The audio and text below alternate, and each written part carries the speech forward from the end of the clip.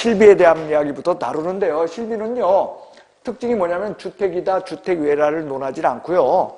무조건 다 시도조례로 정한다라는 게 일단 첫 번째예요. 두 번째로는요, 실비에 대한 거는요, 무조건 공인중개사법의 두 가지만이 실비야. 몇 가지요? 그 두 가지는요, 첫째로 권리관계 등 확인에 소요되는 비용으로서의 실비가 있고요. 두 번째로는요, 계약금 등 반환 채무,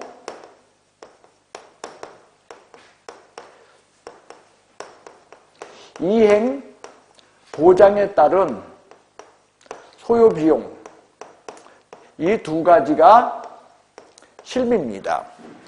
그래서요, 실비는요, 쌍방에게 받는 게 아니라는 게 중개수수료와의 차이점이에요. 중개수수료는 쌍방에게 받죠. 근데 실비는 일방에게 받아야 돼. 왜? 쌍방에게 받으면 벌써 그거는 더블로 받는 거예요. 그래서요, 여러분들 이 권리관계 등 확인에 소요되는 비용이라고 할 때 이 권리관계가 뭐냐? 확인 설명하는 데 들어가는 비용이야. 뭐요? 확인 설명. 그러니까 이렇게 생각하시면 돼요. 만약에 개업공인중개사가 없었다면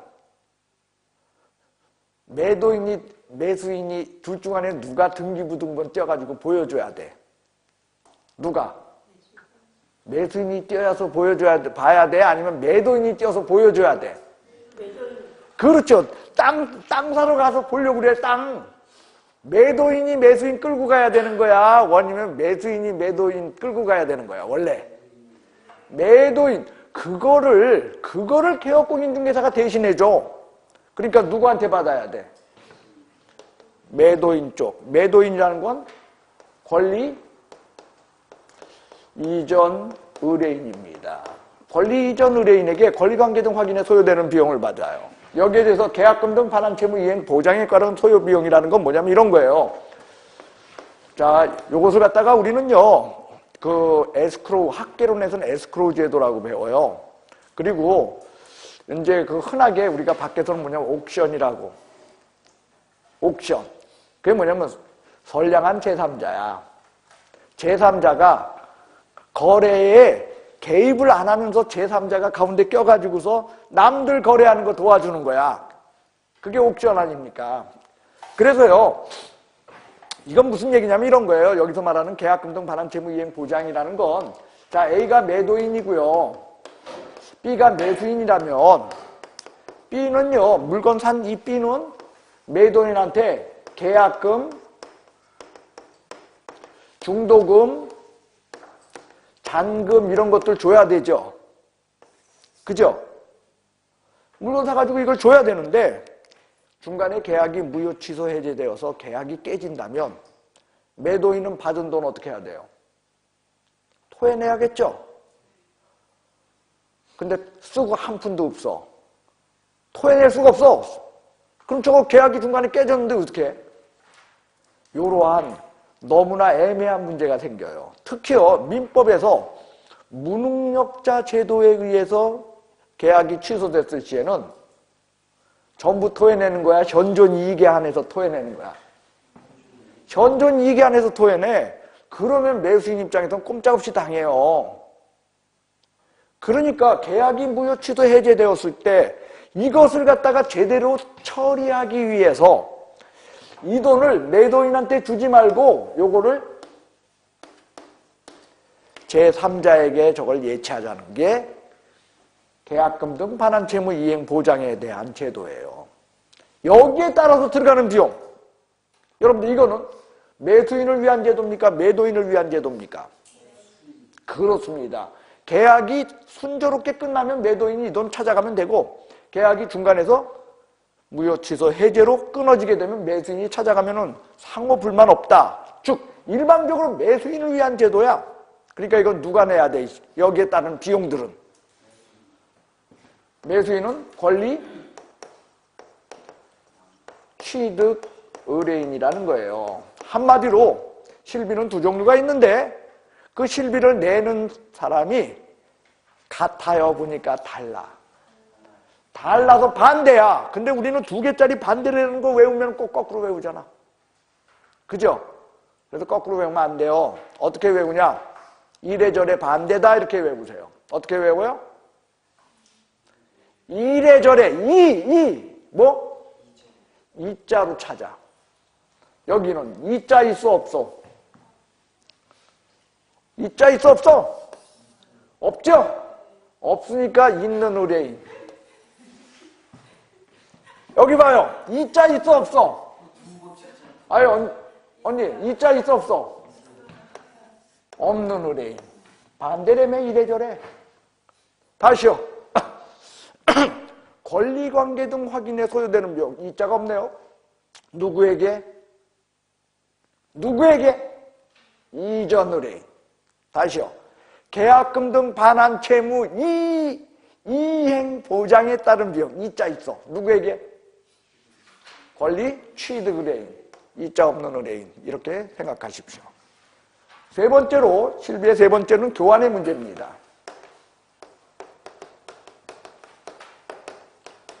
교환은 쌍방 모두에게 받아요. 실비를 누구에게 받는다, 교환은? 왜냐면 봐봐. 자, 이건 A 거고요. 이건 B 건데 이 물건에 대해서 권리관계 등 확인에 소요되는 비용은 누구에게 받아? A한테. A가 이전 의뢰인 아니야. 이 물건에 대한 건 누구에게? B한테. 그러니까 교환의 경우는 권리관계 등 확인. 이건 없어, 교환에. 왜? 계약금, 중도금, 잔금이 없을 거 아니야. 물건으로 하니까. 교환의 경우 실비는 누구에게 받는다? 쌍방 모두에게 받는다라는 게 답이에요. 이것이 여러분들 우리가 실비라는 측면에서 기억하셔야 될 내용이 되겠습니다. 여기까지가 이제 수수료하고 실비를 본 거예요.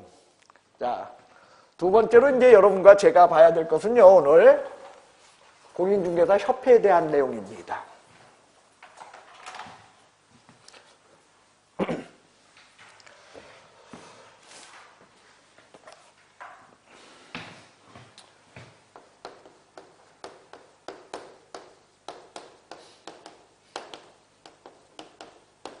자, 공인중개사협회는요, 일단 법에 이렇게 됐어요. 법인으로 할 수 있다가 아니라 법인으로 한다, 이렇게 적혀 있어요. 뭐로 한다고요? 그러니까 반드시 법인 설립해야 돼. 공인중개사협회 만들려면. 그래서요, 공인중개사협회는 법인으로 한다라고 되어 있기 때문에 법인으로서의 특징. 이게 제일 먼저 다뤄야 될 성격입니다. 그래서 일단 법인으로서의 특징 첫 번째는 뭐냐? 사단법인이라는 거예요. 무슨 법인? 즉 돈이 모여서 생겼다 아니면은 사람이 모여서 생겼다. 그래요. 근데요, 사단법인은 근본적인 특성이 뭐냐? 비영리야. 재단법인은 보통 영리입니다. 근데 사단법인은 비영리예요. 여러분들 봐요. 주식회사는 돈 가지고 설립하는 거야? 사람 모아서 설립하는 거야? 재단이잖아. 재단은 돈. 그죠? 그건 영리야, 비영리야? 영리 목적이에요. 그러나 사단법인은 주로 비영리예요. 그러니까 협회는요, 공인중개사협회는 사단법인이면서 비영리 사단법인이라서 이 법에 없으면 민법 사단법인에 관한 규정을 규정합니다.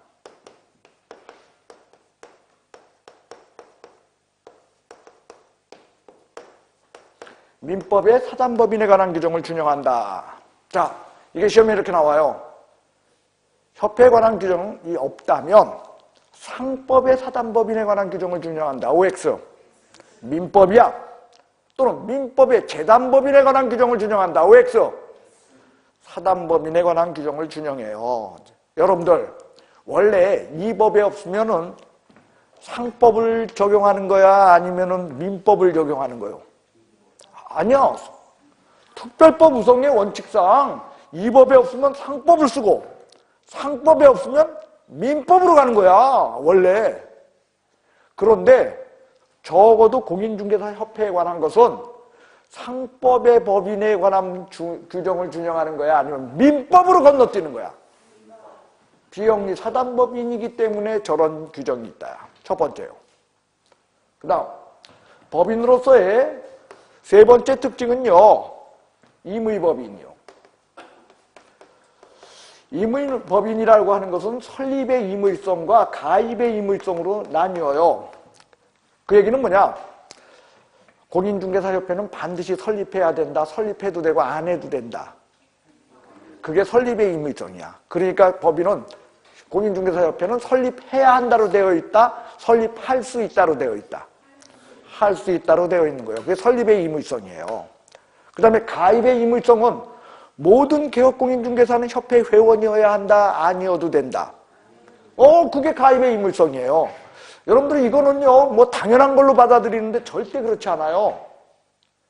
원래 저런 협회들은요, 강제주의가 원칙이야. 예를 들면 약사회, 변호사회 뭐 이런 거 있죠. 의사회.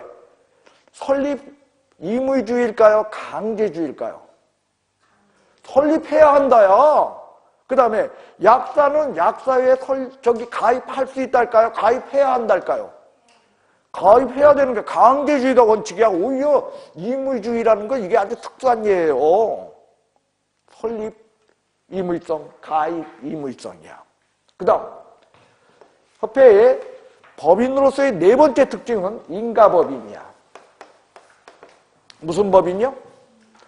인가법인은 허가법인이 아니라는 거예요. 그 얘기는 뭐냐면 법인 설립 요건으로서 창립총회까지 맞추면은 국토교통부 장관은 무조건 설립시켜줘야 돼. 인가주의라는 거야. 허가주의는 여러분들 몸 핑계 저 핑계 대고 안 해줄 수도 있는 거야. 근데 여기는 무조건 해줘야 돼. 그 다음 다섯 번째로 협회의 법인으로서의 특징은 등기법인이야. 등기라는 게 요식행위가 아니고요. 등기를 해야만 비로소 법인이 되는 거야. 그러니까 앞에까지 아무리 절차가 끝났다 할지라도 등기가 이루어지기 전까지는 법인이 협회가 설립된 거다 아니다. 등기법인이야. 여섯 번째로는요, 복수법인으로서의 성격을 갖고 있어요. 무슨 법인이요?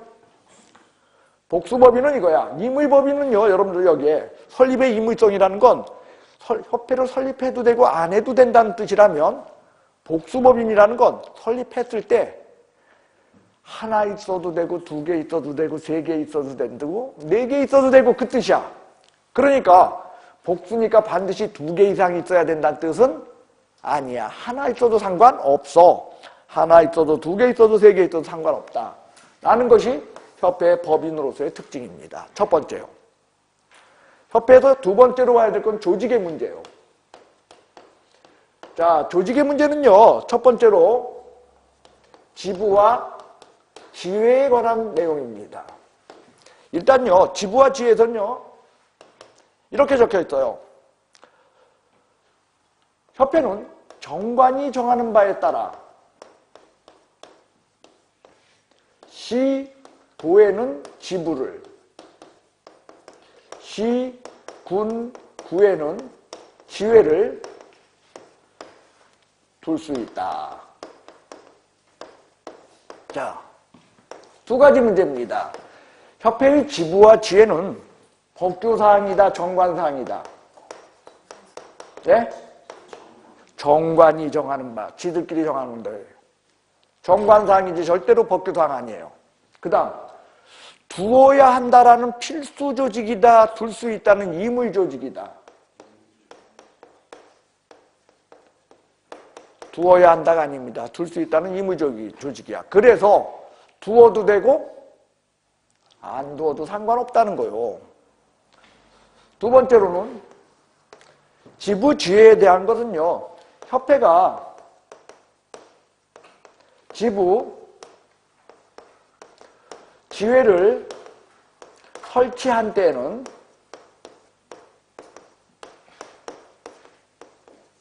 지부는 시 도지사에게, 지회는 등록 관청에 신고하여야 한다.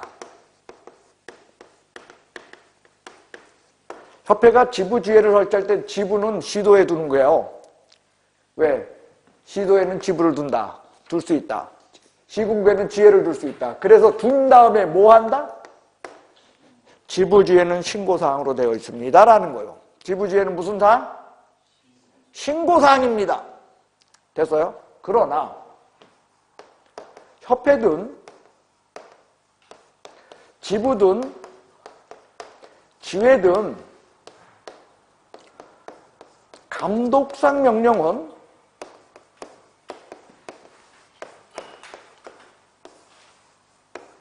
오직 only 국토교통부 장관만이 할 수 있다는 거예요. 누구만이 할 수 있다?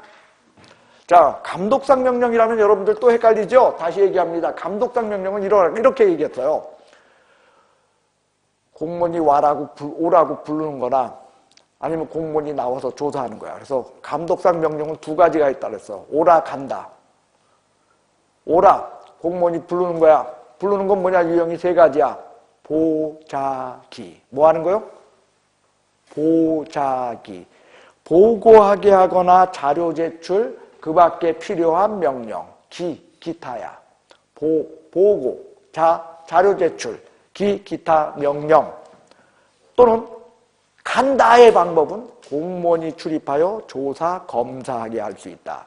라는 것이 감독상 명령으로, 그 감독상 명령은 지부는 시도지사가, 지회는 등록관청이 감독상 명령한다. 협회든 지부든 지회든 감독상 명령은 오직 국토교통부 장관만이 한다. 그래요. 기출문제입니다. 서울특별시 종로지회에 대한 감독상 명령은 답. 누가 한다? 국토교통부 장관만이 한다는 거예요. 기억하시기 바랍니다. 그 다음 세 번째로는요.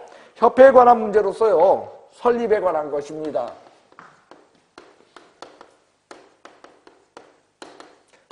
일단요. 설립 절차에 관한 것이 민법에는 어떻게 적혀있냐 이렇게 적혀있어요. 민법에는 그러니까 사단법인에 관한 게 이런 거예요. 발기인이 있어. 발기는 뭐냐? 정관을 작성하는 거예요. 그 다음에 창립총회를 열어요. 이 창립총회들은 뭐 하는 거냐? 사람들이 모여서 정관을 통과시키는 거예요. 그 다음에 세 번째로 뭐냐? 주무관청에 허가를 받아요. 네 번째로 등기를 해요. 이게 민법의 설립 절차인데 협회는, 공인중개사협회는 저런 민법에 의해서 설립되는 것이 아니라 중개사법의 설립 절차가 적혀 있다는 거예요. 그래서 발기인이 모여서 정관을 작성하고 창립총회를 열어요. 그리고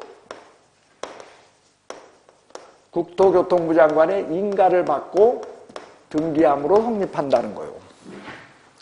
차이점이 뭡니까? 민법과. 주무관청은 당연히 국토부겠죠. 여기선. 근데 여기 뭐야? 민법은. 여기는 그래요. 설립 절차가 저렇게 인가법인으로서의 성격을 갖는다는 거예요. 인가를 받아. 근데 이게 맞을까요? 틀릴까요? 칠판을 보십시오. 자, 공인중개사협회는 발기인이 모여 정관을 작성하고 창립총회를 열어서 정관을 통과시킨 후 국토교통부 장관의 인가를 받음으로 성립한다. OX. 왜? 등기까지 이루어져야 성립한다는 거야. 그래서 등기법인이었던 거예요. 됐어요? 여기에요. 발기는요, 여러분들, 회원 300명 이상이 모여야 돼요. 창립총회는 회원 600명 이상이 모여야 되는데 조건이 있어요. 서울에서는 100인 이상, 그리고 각 시도에서 20명 이상 모일 것을 요합니다. 라는 것이에요. 그래서 두 개를 합쳐서 여러분들 이렇게 외우시면 돼요.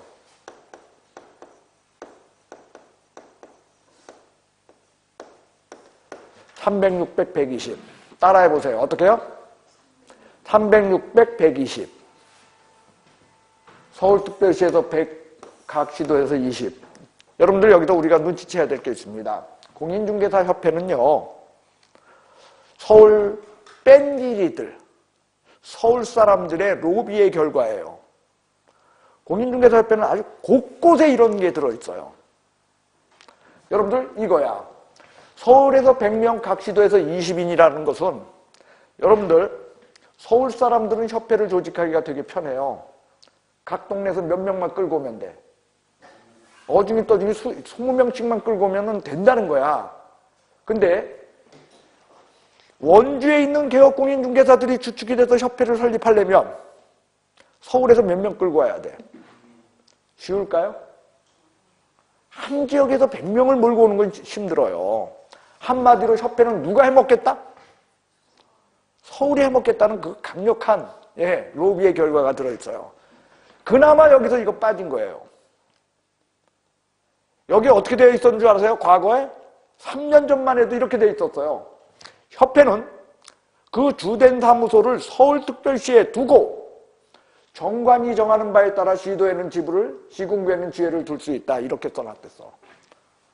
그러니까 서울특별시에 주된 사무소를 두고라는 게 옛날에는 뭐였다는 거예요, 그게. 법규사항이야. 그러니까 딴 동네에 둘 수 있다, 없다? 없어요. 그게 불평등 조항이라서 서울특별시에 두고 그거 뺐어요. 근데 그것만 빼가지고 될까요? 아니면 이것도 고쳐야 될까요? 서울에 100명, 이것도 고쳐야 되는데 악착같이 갖고 있는 거야, 서울 애들. 왜? 돈덩어리거든요. 여러분, 개업공인중개사가 전국에 8만 명 정도 돼요. 8만 명이 넘어요. 그러면 협회 가입 인원수 반만 잡아도 4만 명이에요. 그럼 얘네가 공제비로다가 1년에 25만 원 낸다고 해보세요. 여기 얼마일까요? 얼마? 100억이에요. 눈먼 돈 100억을 이것만 합니까? 회비 받습니까? 회비 받아요. 월 7,000원 정도 돼요. 그리고 가입비 50만 원 들어가요. 처음에 가입하려고 그러면. 처음에 가입하려면 그러니까 돈 백 나가요. 그러니까 이거 나오는 데서 또 한 100억 돼요. 그러면 얘네가 1년에 주물르는 돈이 얼마라? 200억. 어디다 또 저거? 해먹는 거야. 로비는 무슨 로비를 해? 온 해먹는 거야. 비영리다 보니까 온 저거 다 해먹는 돈이야, 저게. 그러니까 절대로 남들 줄 수 있다, 남들 못 준다. 악착같이 서울 사람들만 해먹어요. 그러한 결과가 여러분들 여기에 흔적이 남아있어. 서울에서 100, 각 시도에서 20. 왜 그 얘기를 하냐? 이거 외워달라고! 이거 나오면 이거 나와. 5230개, 5230. 어디서 외웠어요? 부동산 거래 정보망에서 외웠는데 그거하고 섞거나 이렇게 나온다는 거예요. 창립총회는 회원 500명 이상이 모이되 2개 이상 시도에서 각 30인 이상 올 것을 요한다. OX! 그거 아니야. 300, 600, 120이야. 600, 120이라는 거예요. 서울에서 100. 그거 통해서 기억해 주십시오. 됐어요? 이게 그 다음 얘기요. 그 다음. 시험에요. 요거 보세요.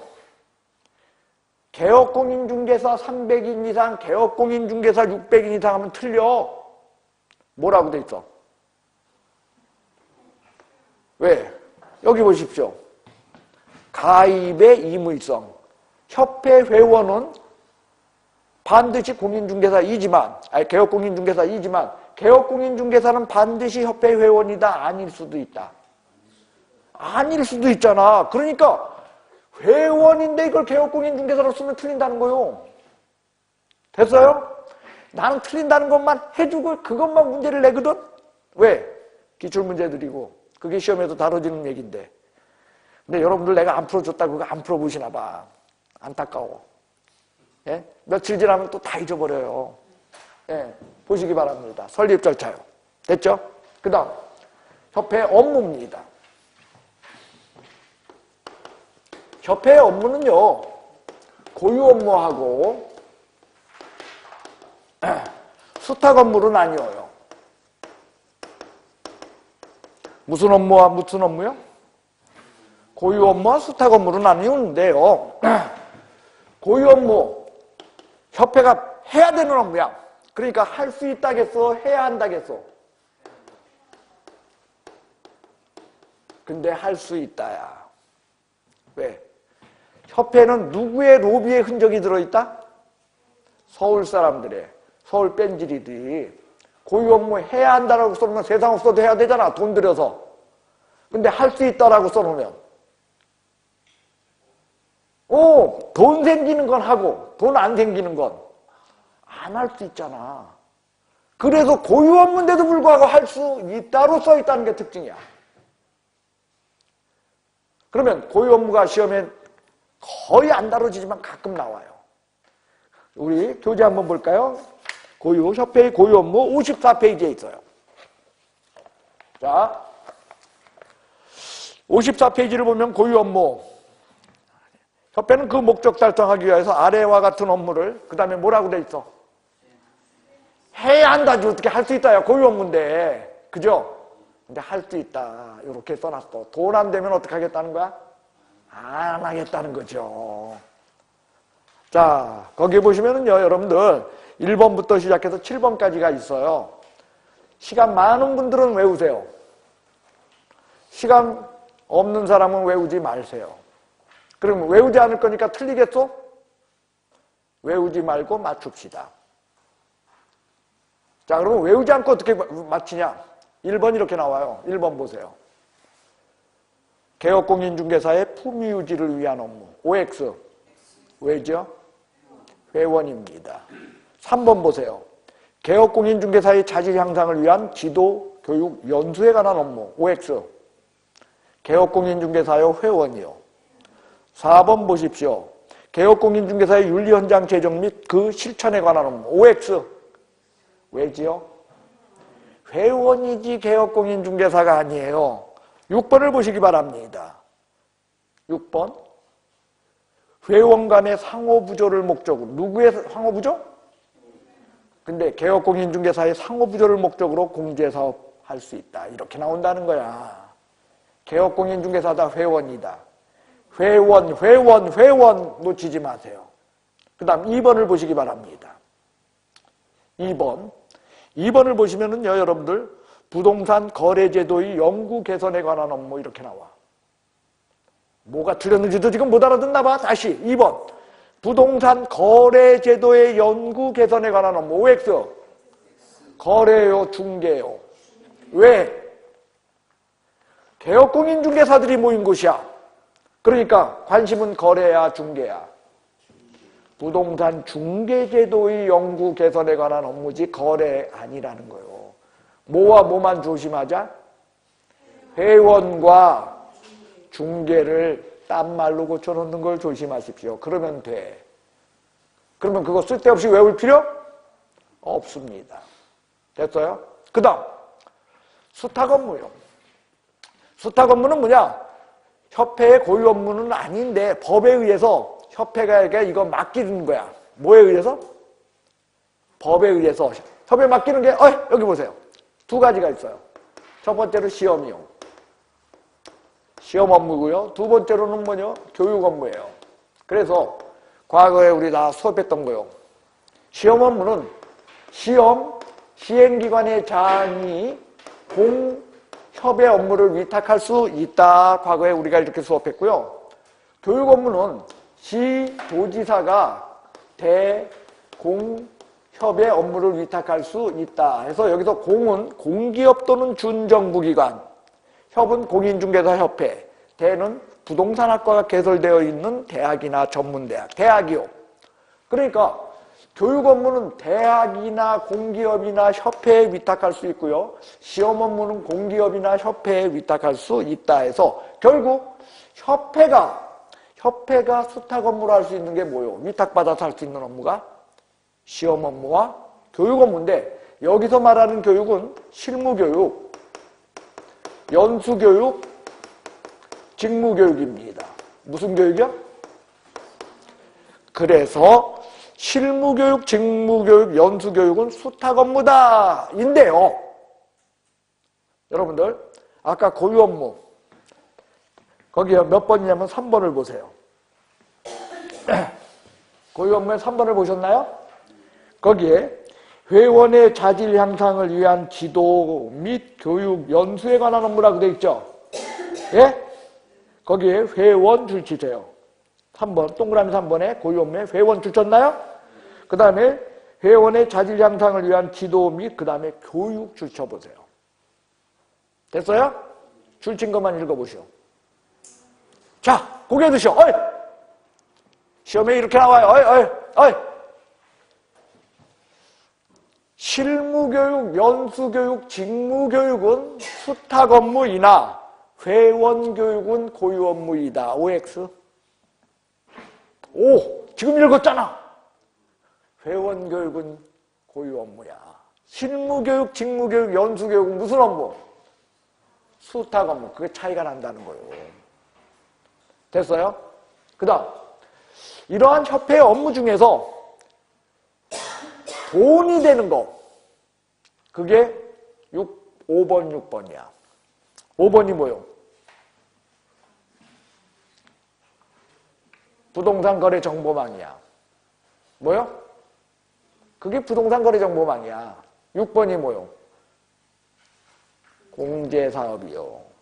그래서 공제사업이 시험 문제에 너무 중요하다 보니까 그 자체를 한 개 시험 문제를 구성해. 공제사업에 대한 내용을 다루겠습니다.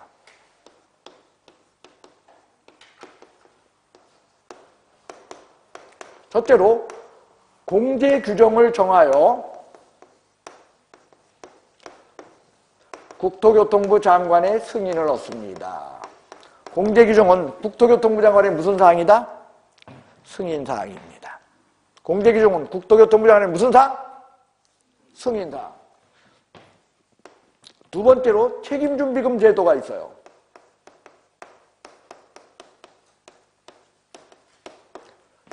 공제 수입의 100분의 10 이상을 책임준비금으로 주도록 되어 있어요. 뭐의 100분의 10?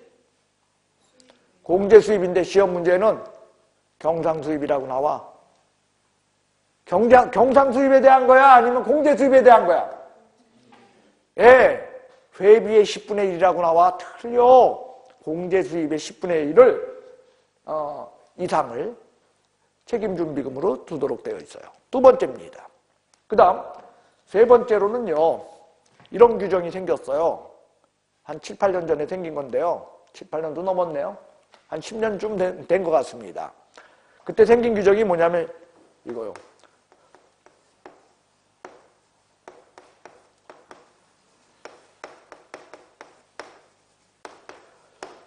자, 공제사업은 별도의 회계로 관리하여야 하며 저게 들어왔어요. 공제사업은 뭐로? 별도의 회계로 관리. 그 얘기는 무슨 얘기냐면 저 공제 수입 25만 원씩 받은 거 저거 그 돈 일반 경상비로 쓴다 못 쓴다? 일반 경상비로 쓸 수 있다 못 쓴다? 못 쓰게 별도의 회계로 관리하라. 이렇게 나온 거야. 이게 나왔을 때 협회 회장들이요. 머리 깎고서 단식투쟁했어요. 악법이라고. 그러면서 그때 뭐라 하냐. 그 막 단식투쟁하면서 저거 할 적에요. 인터뷰할 적에 우리가 고위공직자들 그 부동산 거래 상황 막 공개하겠다. 막 그러면서 엄포까지 놨댔어요. 그게 근데 사실은 걸려. 뭐에? 비밀 준수 의무에 걸려. 근데 그런 엄포까지 넣으면서 이거 했어. 그래서 국토부에서요. 여기에 대한 타협안을 제시했어요. 책임 준비금을 다른 용도로 사용코자 할 때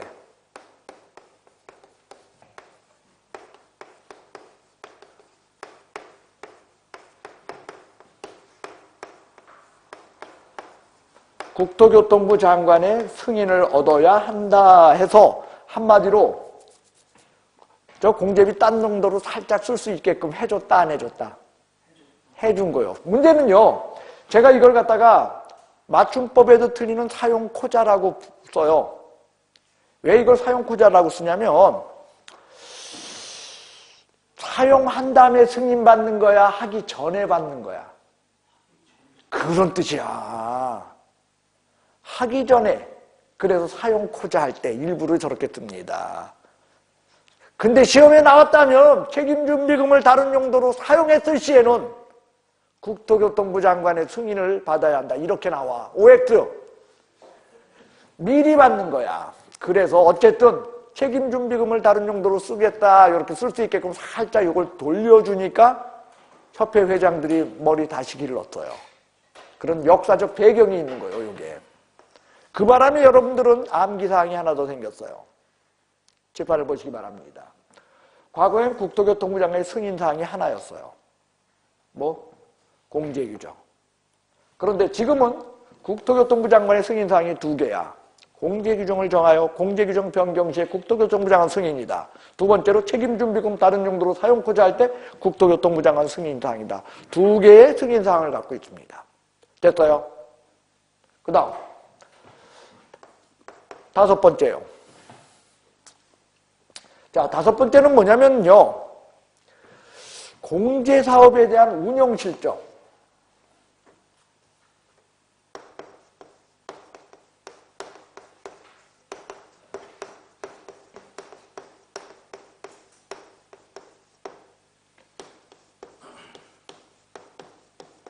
일간신문 또는 협회보에 공시하도록 되어 있어요. 그리고 인터넷 홈페이지에 게시하도록 해놨습니다. 이게 언제 하냐? 회계년도 종료 3월 이내입니다. 몇 월 이내요? 회계년도 종료 3월 이내에 공제사업에 대한 운용실적을 일간신문 또는 협회부에 공시한다. 여러분들, 요게 시험에 나오면 이렇게 나와요. 여기 일간신문 또는 협회부를 AND로 나와. 일간신문과 협회부. 그러면 틀려. 일간신문과 협회부겠어. 또는요. 왜? 협회는 누구들? 서울 뺀질이들. 일간신문과 협회부 하면 세상 없어도 일간신문에 공시해야 되잖아. 근데 일간신문 또는 협회부 하면 일간신문에 안 해도 되잖아. 돈 붙잖아. 그래서 또는이요. 일간신문 또는 협회부. 회계년도 종료 몇 월?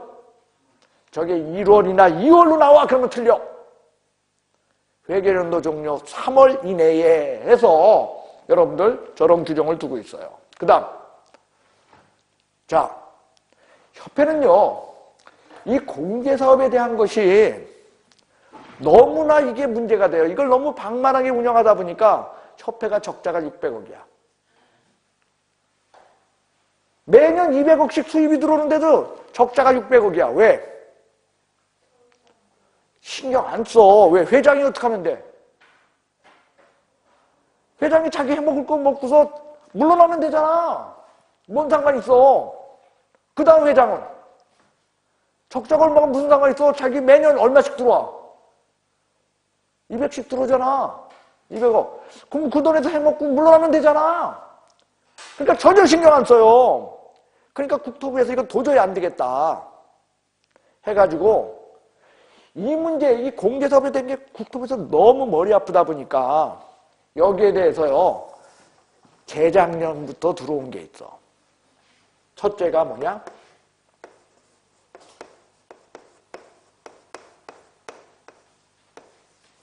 운영위원회 제도를 두었어요. 무슨 제도요?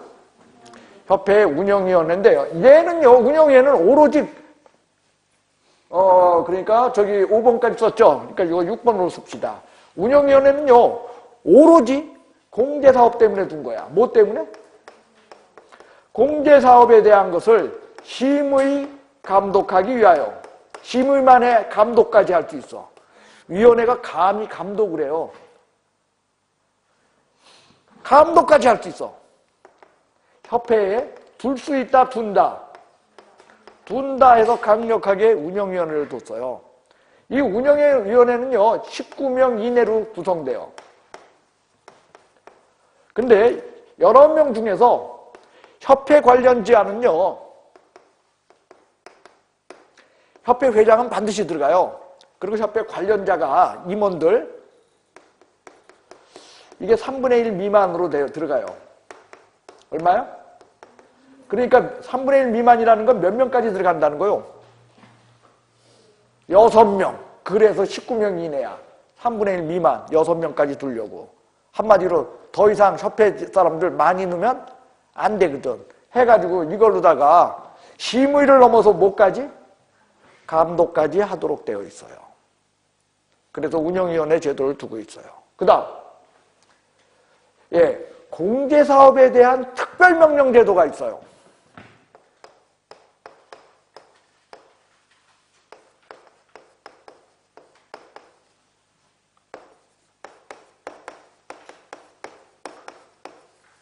여기 보세요. 이 감독상 명령이라는 게 있죠.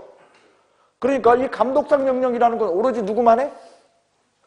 국토교통부 장관이 하는데 이런 일반 명령 외에도요. 특별명령 제도가 있는데 첫째 개선명령이고요. 두 번째 시정명령이에요. 개선명령은 공제사업 잘못하면 그거 고치라는 거야. 시정명령은 공제사업 잘못했을 때 그 잘못하게끔 했었던 그 임원들 있죠. 임원진들 잘라버리라는 거야. 개선명령은 뭐요? 고쳐라. 시정명령은 잘라라야. 한번 읽어볼까요? 이런 것들을 줬어. 자, 공제사업에 대한 것으로서 여러분들 뭘 보시냐면 56페이지를 보시기 바랍니다. 56페이지 찾으셨나요? 예, 56페이지를 보시면은요, 거기에 보면은요, 몇 번이냐면 6번을 보세요. 6번 찾으셨나요? 동그라미 6번을 보시면 운영 직접 하지 아니하거나 자산 상태 불량하거나 뭐 하게 되면은 이거를 해칠 우려가 있게 할 때 이걸 조치를 취하라. 다음에 조치를 취하라는 개선명령 제도야. 여기에 대해서 8번을 보세요. 57페이지에 8번. 국토교통부 장관은 협회의 임원이 해당 공제사업 건전하게 운영하지 못하거나 우려가 있을 때 그 임원을 어떻게 해버려? 징계해임 요구하거나 해당 행위 시정하도록 명할 수 있다. 시정하도록 명할 수 있다. 이렇게 돼 있잖아. 시정명령 제도요. 잘라라. 예, 그게 시정명령이야. 됐어요? 그러니까 여기 보십시오. 협회는 감독상 명령이라는 이런 일반 명령 제도가 있음에도 불구하고 이 공제사업에 대해서만큼은 특별히 무슨 명령?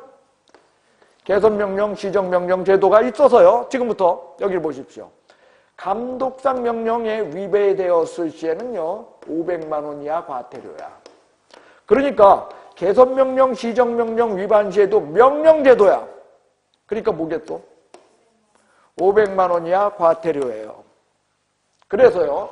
요것도 500만 원 이하 과태료야. 5번도. 그래서 협회의 500만 원 이하 과태료 사유는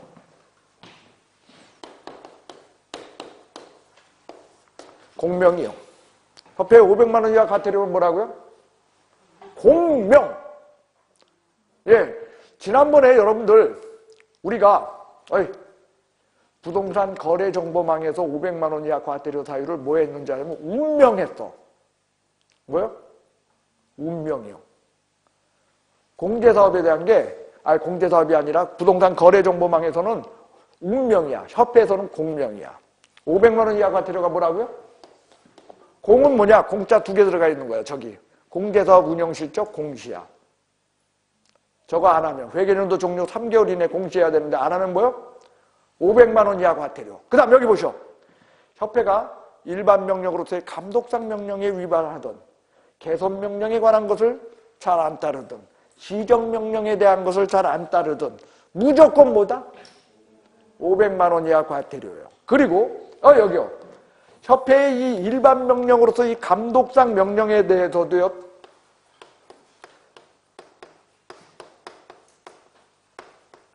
특례가 있어요. 일반 명령에 대해서도 뭘 갖고 있다고요? 특례가 있어. 그 특례를 글자를 쓸까요? 아니면 설명할까요? 줄칩시다. 책에다가. 까짓거. 자, 그건요 5번입니다. 5번. 동그라미 5번 찾으셨나요? 거기 보시면은요 이렇게 돼 있어요. 금융감독원장은 국토교통부 장관으로부터 요청이 있을 때 협회의 공제사업에 대하여 검사할 수 있다. 이 공제사업에 대한 일반 명령에 이게 저깁니다. 특례입니다. 자, 이게 무슨 얘기냐면 이거예요. 어이! 감독상 명령은 오직 누구만 해? 그래요. 국토교통부 장관만이 감독상 명령을 하는데 심지어 이 공제사업에 대한 것도 감독상 명령 누가 하는 거라? 국토교통부 장관. 근데 보고하게 하거나 자료 제출 그 밖에 필요한 명령, 공무원으로 하여금 출입하여 조사 검사하는데 문제는 국토부 출신 공무원들이 얘네들이 공돌이 출신이다, 문과 출신이다. 예? 거기는 토목과 출신들이야 다. 그래 놓다 보니까 공제사업을 이걸 감독하려면 뭘 받으면 서류를 부는데 대변이 어떻고 차변이 어떻고 회계장부 봐야 되잖아. 회계장부 보면 안다 까막눈이다. 그러니까 지네가 하는 게 좋아? 전문가들한테 보내는 게 좋아? 누가 전문가야? 공무원 중에서. 금감원 애들이 전문가잖아. 그러니까 감독상 명령권은 누구에게 있는데? 국토부.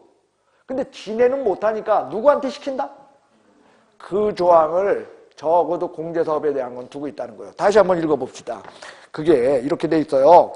금융감독원장은 국토교통부 장관의 요청이 있을 때 협회의 공제사업에 대하여 검사할 수 있다. 이거를 시험 문제는 이렇게 내요. 국토교통부 장관은 금융감독원장의 요청이 있을 때 협회의 공제사업에 대하여 검사할 수 있다. OX. 당연히 틀린 거야. 누가 전문가야? 누가 권리자야? 권한자야? 그러니까 권한자인 국토교통부 장관이 전문가인 누구한테 맡긴다? 그런 뜻인데 그걸 외워 억지로. 그래가지고 매번 틀려. 이거 바뀐 건가만 바뀐 거야? 아니면 당연한 거야? 그래서 명령제도만 여긴 세 가지가 따로 있는 거야. 명령제도만. 원래 일반 명령은 뭔데? 국토교통부 장관. 한마디로 이거든 요거든 명령 위반은 다 뭐야? 500만 원 이하 과태료. 그거 말고 500만 원 이하 과태료가 하나 더 있어. 그게 뭐요? 공제사업 운영 실적 공시하지 않았을 때. 회계연도 종료 몇 월? 3개월. 우리 막내 꼭 붙을 거야. 어쩌면 그렇게 잘해? 여기까지가 있죠. 협회에 대한 이야기인데 이게 충분하다고 생각은 못해요. 왜? 일단 공제사업 이거 공제사업의 운영위원회에 대한 것을 우리가 여러분들이 저랑 한 번 더 정리를 해야 되고요.